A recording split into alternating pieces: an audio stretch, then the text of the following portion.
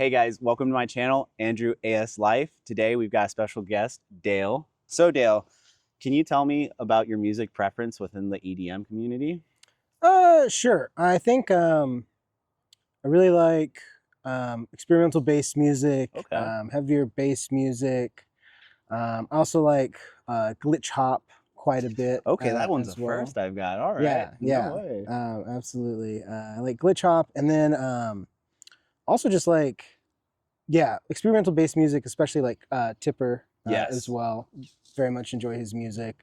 And then kind of like the new wave bass scene as well, like people like Janston. I I love really like him Jansen. a lot Yeah. as well. And then I do like, like even like old school, like dubstep, like Skrillex Wix, and yeah. Funkcase, and OG, yeah. Excision. Excision, of course, yeah, That's it Dirty before Phonics, that's it yeah. before he got in trouble. Yeah, no, that was so Unfortunately. crazy. Yeah, Yeah. absolutely. Yeah, Too many Datsik, and then fast nectars and unfortunately yeah. another name that got in trouble. At least there's still Downlink though. Downlink, True. he's No, he's, I he's totally still he's forgot. still a good Yes. one. Yeah, Yeah. yeah, Yeah. yeah. So Wouldn't that be Heavy Control would have been Downlink and Excision, wasn't that? Or was there was one trio of them. It was Downlink, Excision, and Datsik. yeah. Yeah, I remember they Yeah, had like essentially Destroyed. yes. They was like Yes, almost like that album as or that time period sound like like they had like a omnious transformer vocals within some sure. of the songs too. And Yeah, that's kind of one thing that did get me into that style of music. sure. So Yeah, and I also like trance music as well. okay, yeah. Yeah, really enjoy that. Even like Test Pilot, the like Okay. side project that Dead Mouse does. Yeah. That's pretty good. Well, And he's starting to branch out quite a bit now. yeah. He no longer really wants to just be Dead Mouse. So Yeah, and it looks like he's kind of becoming a little bit of a record label or being bought up by a record really, label or something. Yeah, I just oh, saw that recently that like his whole catalog and a few other catalogs of other people sold for like $55 million. They're gonna try to do some new stuff with wow, it. So I didn't even yeah, know that. yeah, That's it actually really sounds cool. it sounds really exciting. Yeah. Yeah, yeah. Okay. Dale, can you tell me what originally got you into the rave or festival scene? It's a really good question. What really got me into the Raven Festival scene was just kind of a random sort of event that happened to me right after I had graduated from college, Okay. and a mutual friend got won a pair of tickets to Dance Festopia. Okay. This was their Yeah. second year in Wouldn't that have 2012. been like Wiz Khalifa, Yes, Mac Wiz Miller, Khalifa, Porter Mac Miller, Robinson? yes, Yeah, Infected Mushroom, yeah, yes, dude. yeah, yeah. Yeah, No, that's Riverside. my first I time was seeing there. We all of were those there. people. We were Yeah, there yeah, together. yeah. Yeah, and it was like one of like two Wiz Khalifa shows I've Yeah. ever been to, and they've both been What a fantastic. wild But lineup, though. yeah, well, I mean, especially back then, people didn't want to, promoters didn't want to take risks with just only EDM, EDM yeah. acts, and so hip hop was like a super solid, secure draw that they could always rely on, and so it was like half hip hop, half EDM, and The draw, it was yes. cool. Now the actual rappers and artists showing up on time, Yeah, different no, of story. course, yeah, yeah, it definitely plays into its own culture Yeah, and yeah, everything, but absolutely. it was really cool. It was like a initial like hybrid festival. Yeah. But we went there. They won tickets from Mix 93.3, Okay. and within I want to say 10 or 20 minutes, they lost their wallet. And Oof. yeah, and this This is particular memorable. person, yeah, they had they were disabled, so they had like Social Security and SSI Oh, cards and like all kinds of things that would take a very long time for somebody with disabilities to wow. replace. Yeah. And so we were pretty distraught and panicked, and there was contact information for that person in there. And yeah, within 20 to 30 minutes of it being lost, we got that contact That's information. amazing. The people in question that had it were already leaving for the night. So we just met up with them the next day because it was a 2-day event, Yep. and got it back from them. And yeah, they didn't like touch a hair on it. And that That's was, amazing. yeah, That is yeah, one thing I love about the EDM community is a majority of the people there are good people and they want to do good and help out others, which is yeah. an amazing thing. There's a strong culture of altruism for sure in the EDM community. Originally I grew up listening to a lot of alternative music. I went to a lot of rock concerts. Yeah, like Rockfest festival. I didn't go to Rockfest Okay. specifically, but my uncle was actually the keyboardist of Guns N' Roses No for joke. about like 20 years, from like 1998 to like 2016. That's really cool. Yeah. And so anytime they would come through, I would get to go to Guns N' Roses concerts for free, which is there's an experience in and of itself. I mean, those tickets are expensive regardless. Yeah. So Yeah, but the rock scene is very different than the EDM scene, and it so really is. that was I'd only had experience with the rock scene, so that had kind of painted my perception of music and music festivals in general. So when we had first lost the wallet, I was like, you're never seeing that again. It was totally lost. And so, yeah, it really kind of reset my expectations of what kind of community you can find going to live events. Yeah. What is your favorite thing about the rave or festival community / scene? I would say that it's the radical expression that is sort of encouraged in the community is really important. I've even seen people like emergency room doctors that kind of have this strange epiphany where they can kind of just relax and like be who they want to be in this space, and they're so used to not being able to do that and being constantly scrutinized that it's really surprising for them. But I feel like it's super important to allow you to experiment expressing yourself in a non-judgmental environment when in so many other facets of life you are like judged pretty harshly, you know, all of the time. Absolutely. And so being able to kind of find your own way in a supportive context is really important. And I feel like that's something the community does really well, is the radical expression of who you are and kind of who you want to be. And it also allows people to kind of separate the outside world and focus on like reviewing like the kind of life that they're living, what they're doing, and if they want to go a different direction and what that could look like. And in another way, especially I noticed with camping festivals in particular, you kind of get this microcosm community, and it's just so much different than what you typically experience in the outside world, that it kind of like gives you a template of like what another way of living and being around people can be. And I do think you can learn and incorporate those concepts into your personal life and actually begin to have a more supportive, open, friend circle and and friend group that you kind of see by default in a lot of like rave settings. It sort of gives you a template that you can use to incorporate in other areas of your life. Yeah, no, that's an excellent way of putting it, though. Yeah. Completely off top, dude. Mm-hmm. I tell everyone, like, if they go to a city festival, they have to try out the camping festivals because they are two different sides of a coin. They are. And personally, I'm not a huge fan of city festivals because I find there's a lot more like rich style or maybe like more entitled people in a way. Like, I paid for my ticket, I'm here for my experience, I'm getting on the rails, and I'm staying here.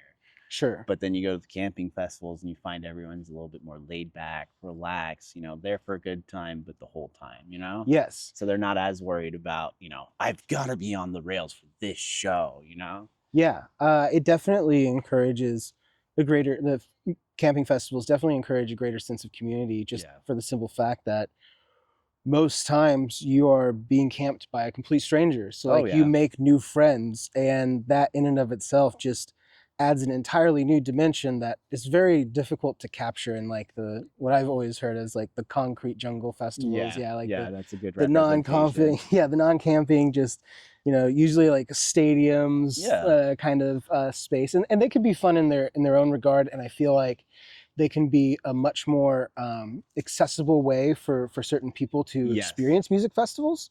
Like if I wanted to take my mom to one, I would probably do something like that versus like a camping one that's 45 minutes out in the the boonies from the closest city. So there is definitely a greater like enriched sense of community in those camping festivals that is totally worth going out and experiencing. And what I also think is really important to mention about that is if you try to go camping at a major festival, it can be pretty pricey. But Yes. there are a lot of festivals that are 2,000 people or smaller that you can camp at very, very affordably Yeah. and still get to experience 80 to 90 to even like 120% of like the kind of camping experience you'd have at a large one at like, you know, Bonnaroo, or even a mid-sized festival like Dance Yep. Festopia. So yeah, definitely don't skimp over the smaller festivals, and don't let an obscure unknown lineup dissuade you. You No, know, like yeah, absolutely. in my experience, the fewer people you know on the lineup, the better that Like, music festival is going to well, be. so it's a way to grow, learn, and experience new things. But one of the ways I put it personally, and I'll reference Electric Forest this year with the Phase One lineup. A lot of Sure. people were very disappointed because it was all a house lineup Yeah. for the most part, with Sarah Landry, the techno goddess queen. Right. Yeah. but but then, you know, the one thing I was trying to promote within those groups on Facebook was, you know, some of these larger size, especially when you have 1,800 acres of Wonderland, it's more of an experience, the lineup, because you find so many more interactions going from stage to stage, or, you know, going between artist and artist and being like, oh, like, I just saw you at the last set. We were dancing together, whatnot. You know, you end Yeah. up finding hundreds of people that are similar to you or very different, but you're all amicably there in a vibe. Yes, absolutely. I mean, even, you know, I've been going to Electric Forest since 2014, and Wow. yeah, one of my favorite years that I went there Whoa. was 2014 because I didn't know anybody on that. Like I knew who Moby was and Yeah. like a couple of other people, but basically no one on the lineup. Well, And not only that, but I've yeah, seen pictures from like pre-production management company change. So I believe that was like 2019, 20 or I think it was around like 2021. 2015. Like what happened was it was Madison House. Actually, it was Madison I House think there's been Productions, two management and changes then. then Yeah. Insomniac and Madison House kind of co-create. And because Okay. Insomniac's owned by AEG, they sort of do like the ticketing and logistics and checking people in kind of stuff. Yeah, okay, that makes sense. Yeah. Um, but yeah, I mean, one of my favorite years at Electric Force was 2014 when I barely knew who anybody was, and I still got to see, you know, now looking back, like I got to see Zed before he like blew up and became Popped a up, top yeah. 40, and like now, Which honestly is a yeah, flex, man. yeah, Like it was being able to fun. say like, hey, I knew this person before anyone else. Yeah, and like Goated. those side stages, you know, in 2018, a lot of people were focused on seeing like Bass Nectar and Ganja Mhm. White Night, and we were kind of just like walking around. And one of my friends was like, "Hey, let's check out the observatory," which is very much, especially in 2018, a side stage at Electric Yeah. Force. Now it's a And medium yeah, stage, but it's always the last closing stage now. yes, yeah. And she was like, "Yeah, one of my favorite artists. I just listen to him all the time. His name's So Down. He's out here." And Yep. I got to check that out, and that, yeah, I really do think even when you are going to a festival, you mostly recognize the lineup. Going to the side stages can be a pretty magical experience, and you get to see artists, you know, several years before they really blow up, and kind of get to witness them grow and develop in a way Yeah. that you otherwise wouldn't. So it's fun. Dale, what is your best piece of advice to newcomers or newbies? Just like for people that are going to raves, Festivals, raves. festivals, raves. Yeah. I guess my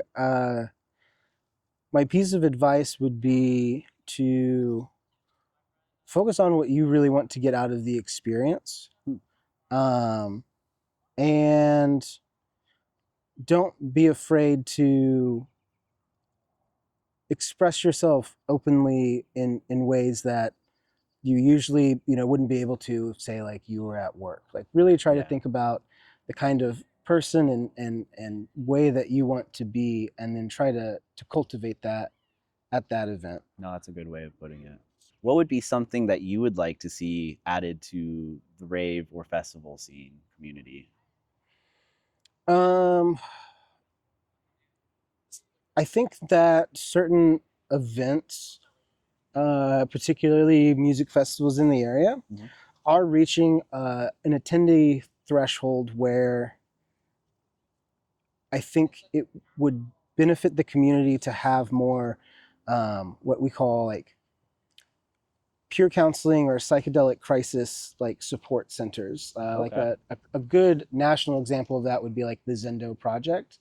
Okay, but I'm it's not familiar. yeah. So the Zendo project started in 2014, and they spun out of MAPS, the Multidisciplinary Association of Psychedelic Studies, Okay. and they sort of created a model for um, helping de-escalate people that are in non-ordinary states of consciousness that are having difficult experiences. So Okay. that can be drug related, but festivals are chaotic. It could be that your tent flooded or your partner broke up with you, and you could be like really distraught You could be in a and fight or fight response, yeah, essentially. distraught, dehydrated, sunburn, and just like at your breaking point. And you just Mhm. really need to talk to someone, and that is a really important need. And a lot of times people lean into medical tents for that, Mhm. and that's not necessarily the worst thing ever. But Is an while it is, effective use of yeah, resources. exactly. It is really important to have somebody be there and talk with you. It probably doesn't make sense for the only paramedic on site to be that Correct. person. Yeah. Yeah. Whereas with the Zendo project and pure support systems, you usually have people that have a background in like social work and psychotherapy. But even then, it's not something that really requires super extensive training. It's just mostly being with the person and just holding space for them, Absolutely. and not even really like trying to guide or control their experience.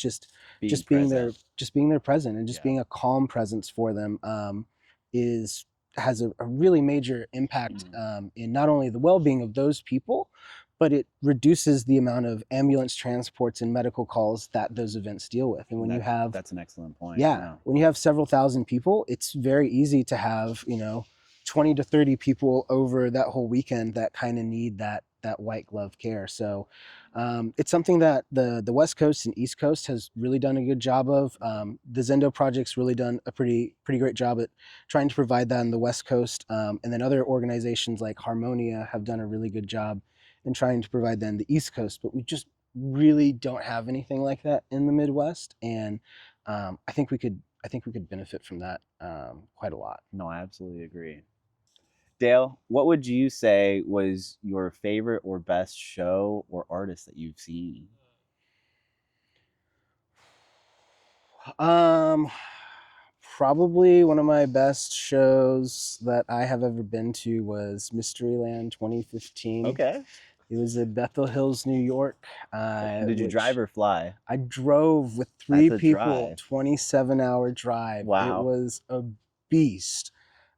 And Bethel Hills, for those that are familiar, that's the original stomping grounds of Woodstock. So that's like where Yeah, no, I didn't even put that together. modern music festivals began. So that was pretty cool. And I saw um, Empires of the Sun Okay. go into Kygo, and that Okay. was just like absolutely fantastic and one of the best sets, two sets that I've seen, one after the other. I was familiar with Empires of the Sun because they're a little more alty, but they're Mhm. very psychedelic in their imagery and lyrical content.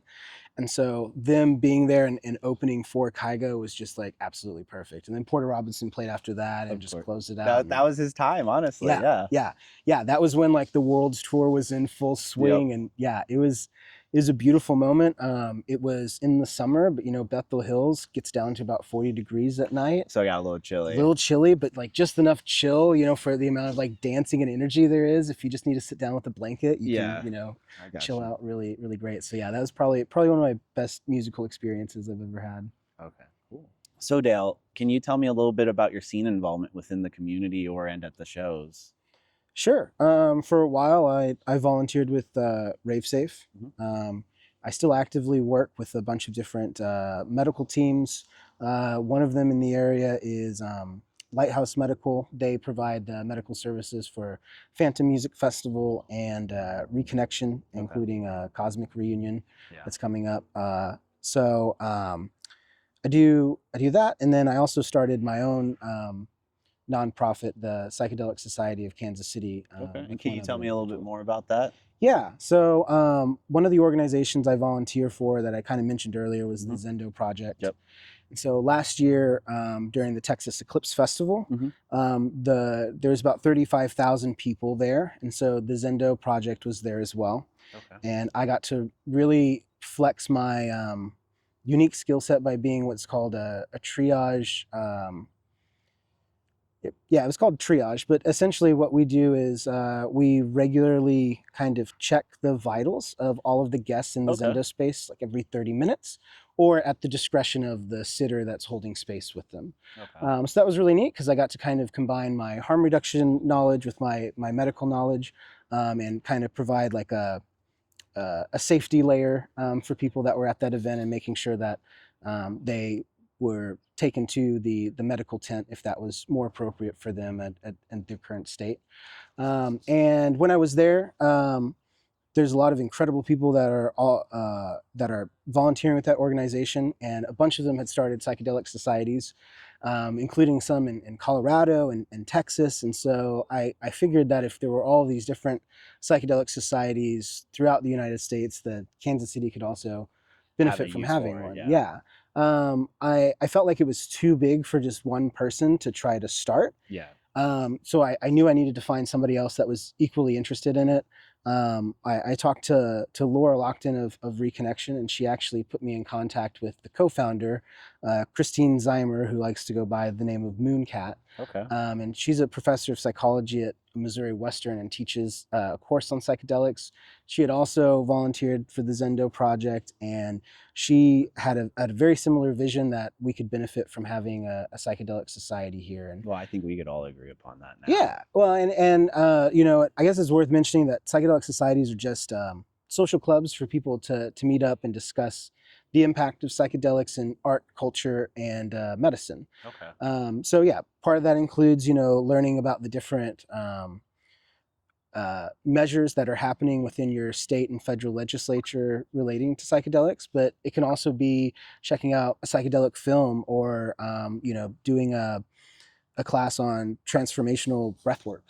It's a really fun way to stay engaged and involved in the community. I understand. No. Okay. Well, that's absolutely awesome. Yeah. Make me feel safer already. Thanks. Is there anything else that you want to add or anything to this, or?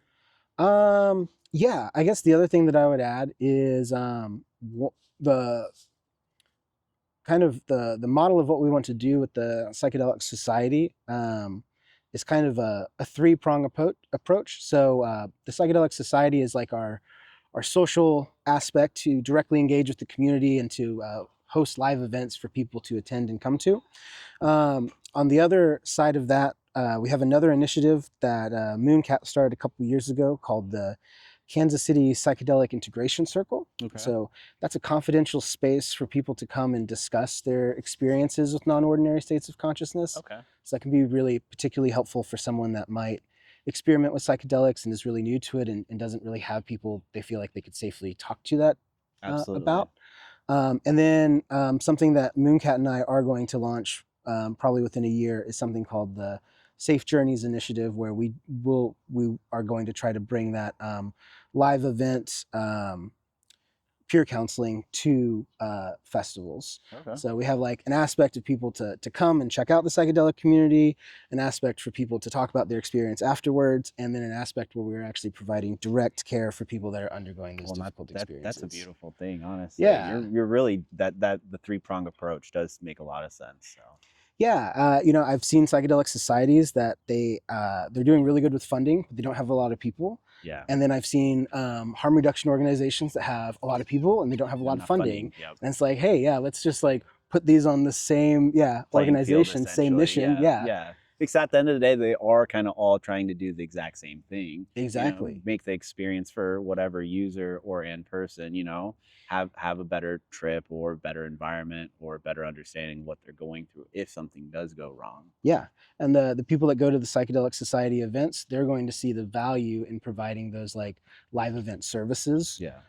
Whereas, if you just go to people that attend festivals itself, they may not quite understand or see that value directly. That's true. Yeah. So you kind of have a more curated audience. That is something I have seen with some of the EMS workers at larger festivals is not all of them are well versed. So sometimes they might not give the appropriate care or might be dismissive. And that's a very shameful thing in my opinion.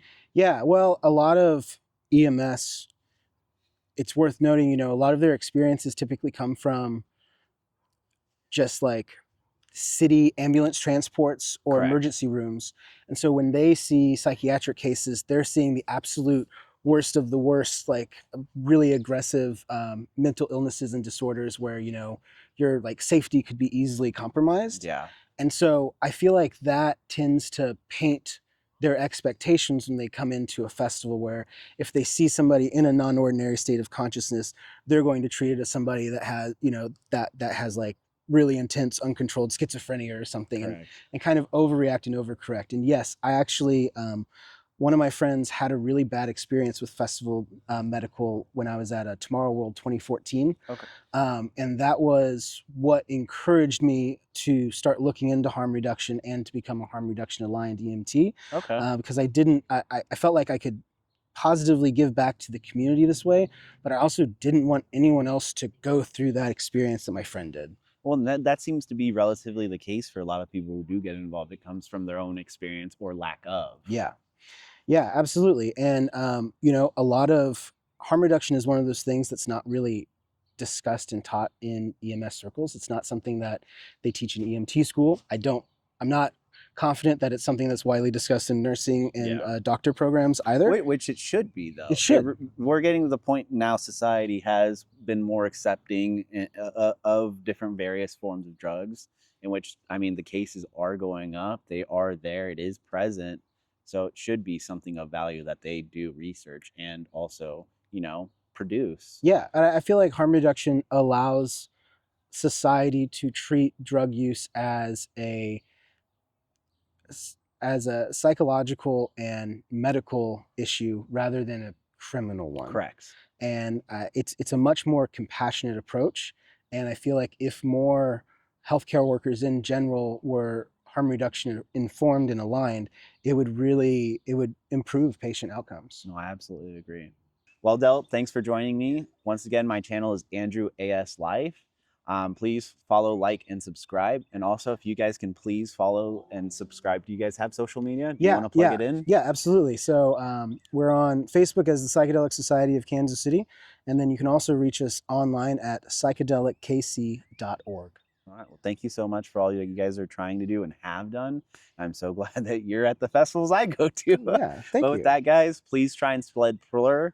Make sure that you guys are responsible and respectful to everyone and your actions. And please try and stay safe and have a good rest of your day. That's it.